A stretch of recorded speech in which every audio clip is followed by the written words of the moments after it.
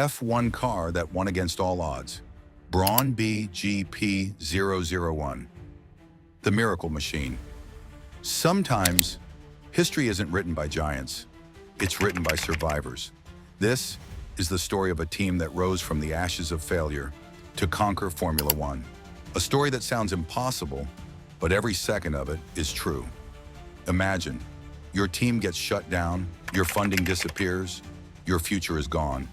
And yet, within 3 months, you come back, not just to compete, but to win the World Championship. That's the story of Brawn GP and their unstoppable car, the BGP001. In 2008, Honda's Formula One team was in trouble. The financial crisis hit hard, and Honda decided to pull out of F1 completely. Hundreds of engineers were suddenly without jobs. Cars were built, but the future? Over. But one man refused to give up. Ross Brawn, the quiet genius behind Ferrari's dominance in the Schumacher era.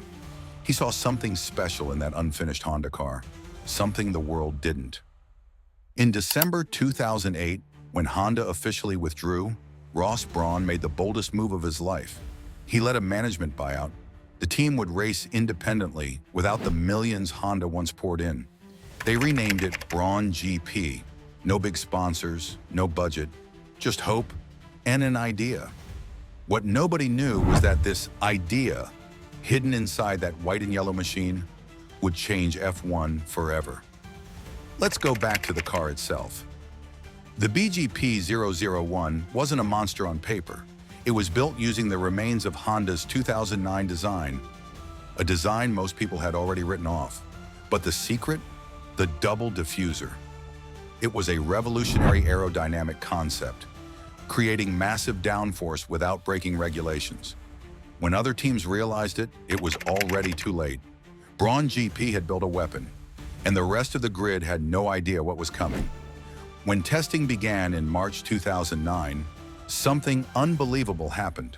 The Brawn BGP001 was flying.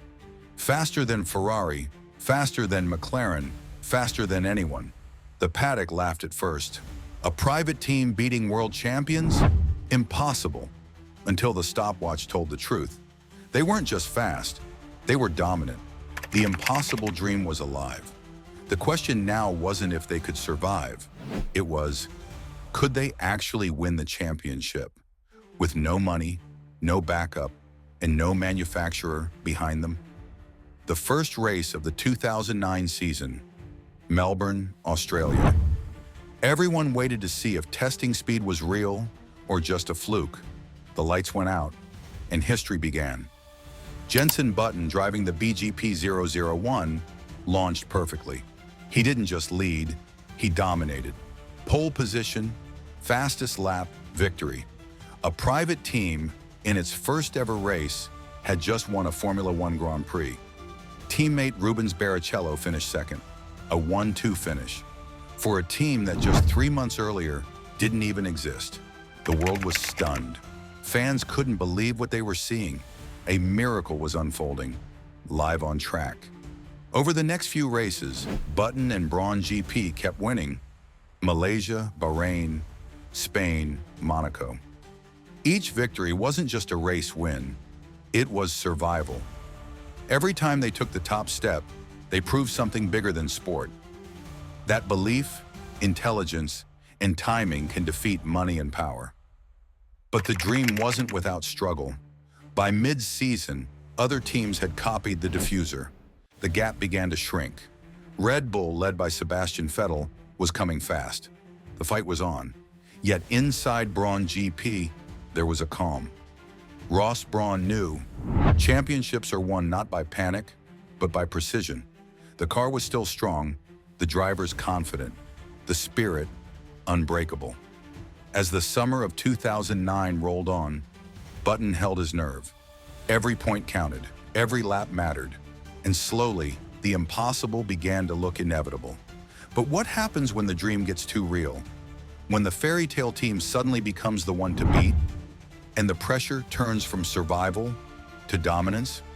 That's where the story of Brawn GP becomes even more unbelievable. Perfect. Here's part 2, final 25 minutes, of your 50-minute voiceover documentary, the F1 car that won against all odds, Brawn BGP001. Style, clean, cinematic, powerful narration. No narrator labels, no fluff, just storytelling. Includes final 3 hooks, making 6 total. The rise, the fall, the legend. When you start as an underdog, the world loves you. But once you start winning, the same world starts waiting for you to fall. By mid-2009, that's exactly where Brawn GP found itself. From heroes to targets, overnight. Every team on the grid was now chasing them. Red Bull had unlocked its pace. Ferrari was back. McLaren was recovering. And Brawn? They were running out of money. How do you stay ahead in Formula One when your rivals have millions? And you can barely afford to keep the lights on? Inside the Brackley factory, mechanics worked 14-hour days. They reused parts, recycled components, stretched every dollar. Their one-tunnel hours were minimal, their updates rare. But they had one thing no one else did: belief. Ross Brawn held the team together with logic and calm. Jenson Button kept scoring, even when the car started to slide behind. Every race was a chess match. Every pit stop, a heartbeat. By August, the gap had shrunk. Vettel was hunting Button hard. The double diffuser advantage was almost gone. But destiny wasn't done with Brawn GP yet. In Monza, Button fought like a man protecting a miracle. Every lap, the engine screamed as if refusing extinction. He didn't win that day, but he didn't need to. He finished high enough to keep his dream alive. 3 races later, Brazil. If Button finished in the top 5, he'd be world champion. Rain clouds rolled over São Paulo. The tension was unbearable. On lap 1, chaos erupted. Button dodged cars, pushed through the pack. And then, lap by lap, he climbed higher and higher. When the checkered flag waved, the impossible had happened. Jenson Button, in a car that almost never raced, was world champion of the world. Ross Brawn, team principal of the year.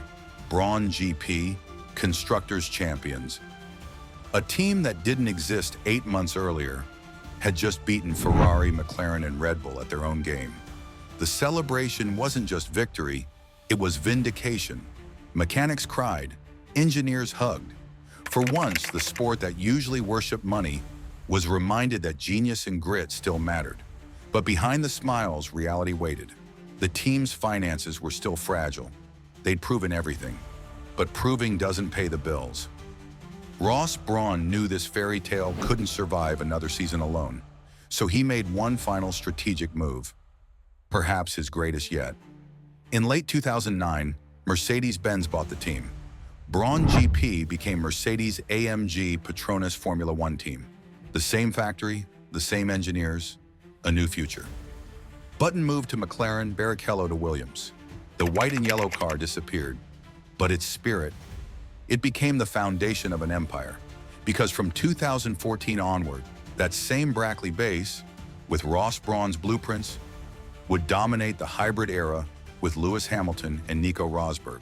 The BGP001 wasn't just a one-season wonder. It was the spark that lit a decade of Mercedes supremacy. So when you see silver arrows flying today, remember this. They were born from a miracle painted white and yellow, from a factory that refused to die, from a team that believed more than anyone else.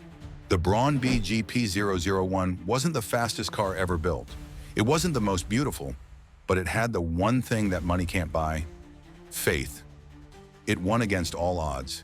It rewrote Formula One history, and it reminded the world that even in a sport built on billions, a dream, an idea, and a handful of believers can still change everything. The miracle of Brawn GP, the car that shouldn't have won, but did.